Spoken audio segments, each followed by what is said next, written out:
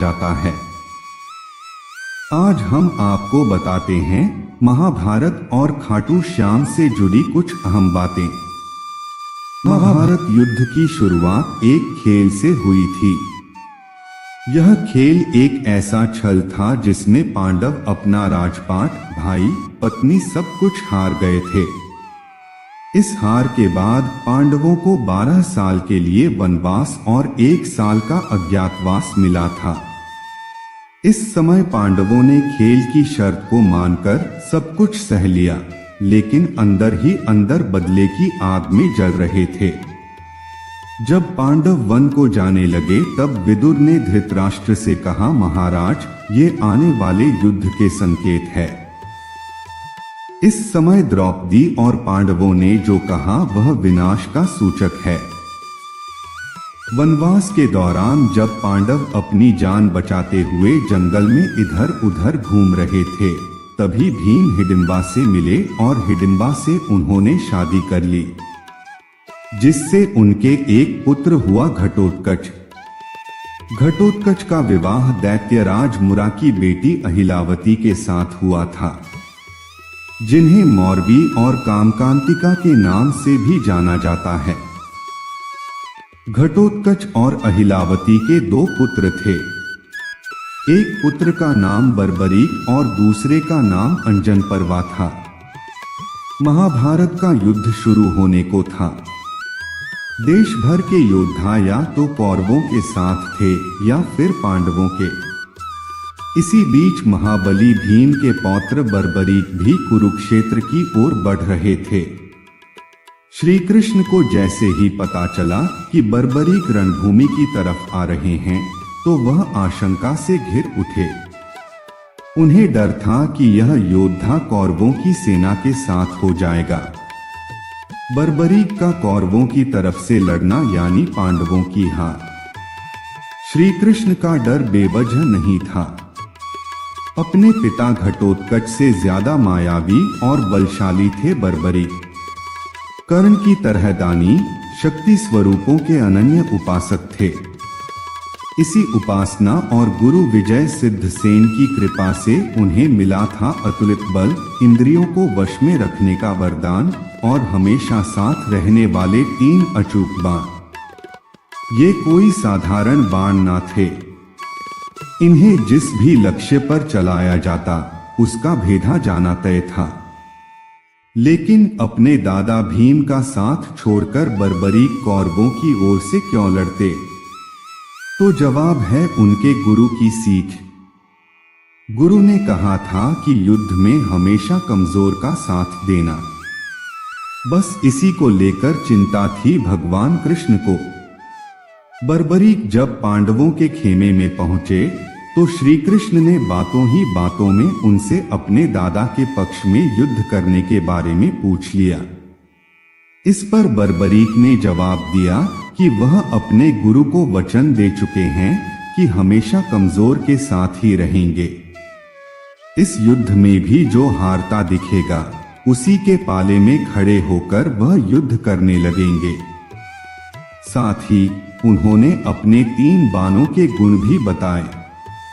केवल 2 बाण विशाल से विशाल सेना का खात्मा करने के लिए काफी थे। यह सुनना था कि पांडव खेमे में खलबली मच गई।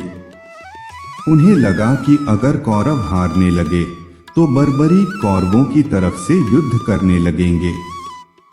श्री कृष्ण को भी इस बात का पता था। उन्हें पता था कि इस धर्म युद्ध में अधर्म की हार तय है, यानी कौरव पराजित होंगे। लेकिन जैसे ही बर्बरीक कौरवों को पराजित होता देखेंगे तो अपने प्रण के मुताबिक उनकी ओर से युद्ध में उतर जाएंगे। श्री कृष्ण ने बर्बरीक से पूछा कि वह अगर युद्ध ही न करें तो? इस पर बर्बरीक ने जवाब दिया कि ऐसा नहीं हो सकता। वह योद्धा हैं और युद्ध तो करेंगे ही और गुरु को दिए वचन को भी निभाएंगे। इतना कहते हुए वह बाहर चले गए। पांडव खेमे में इसके बाद मंत्रणा हुई। तय हुआ कि श्री कृष्ण ही इस संकट से उबारने का हल तलाशें। श्री कृष्ण अगले रोज ब्राह्मण वेश में बर्बरीक के पास पहुंचे। तब वह ध्यान में लीन थे और उनके बगल में 3 बाण रखे थे। ब्राह्मण को देखकर बर्बरीक ध्यान मुद्रा से बाहर आए और चरणों में प्रणाम किया।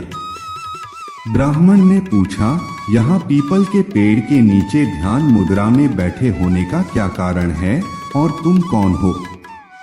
बर्बरीक ने उन्हें अपना परिचय देते हुए बताया कि वह युद्ध करने आए हैं। ब्राह्मण ने इस पर कहा, तुम्हारे पास तो केवल 3 बाण हैं, इनके सहारे युद्ध कैसे करोगे? इस पर बर्बरीक ने उन बाणों के अमोघ होने की पूरी कहानी सुनाई।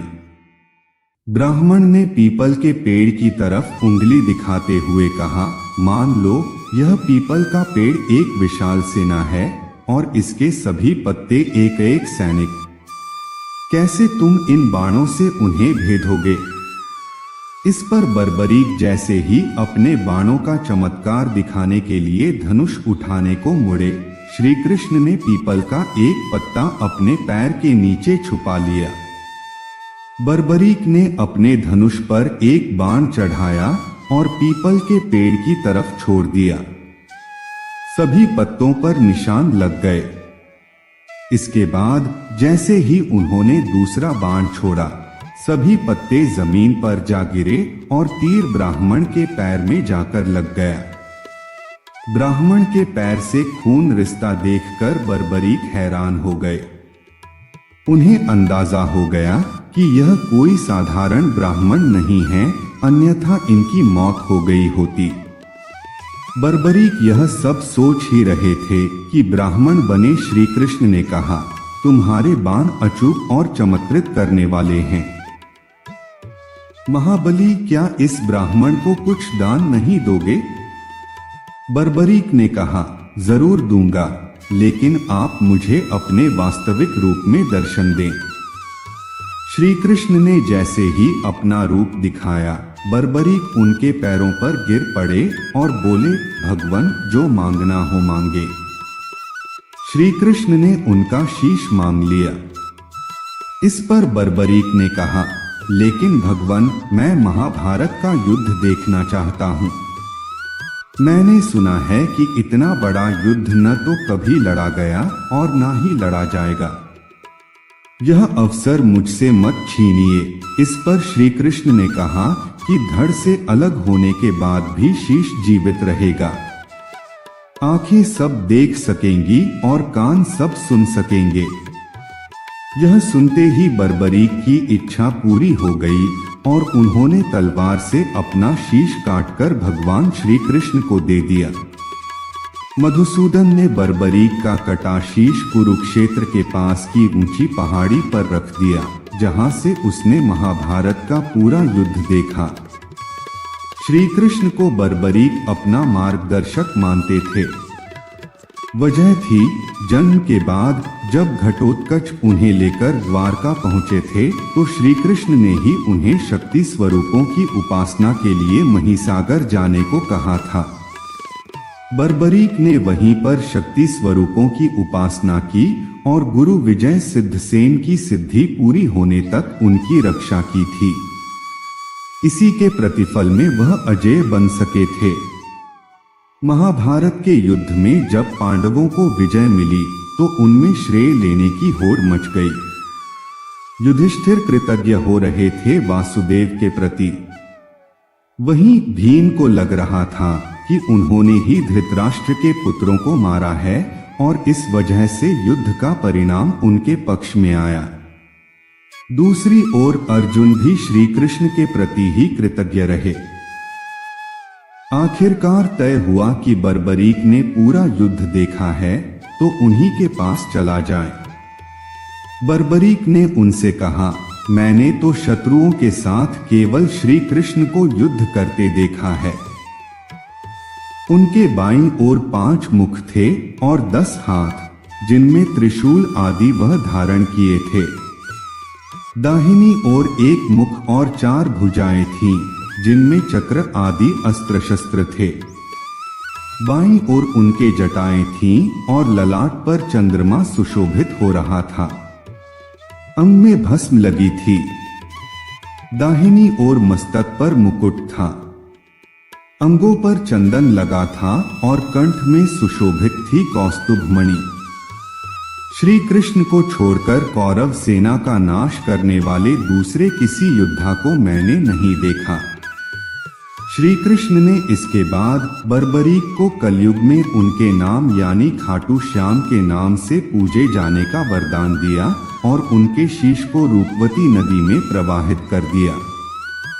यही से बर्बरीक बने खाटू श्याम। माना जाता है कि कलयुग आने के कई साल बाद बर्बरीक का शीश एक नदी में पाया गया, जिसे राजस्थान के सीकर जिले में श्याम कुंड के पास दफना दिया गया।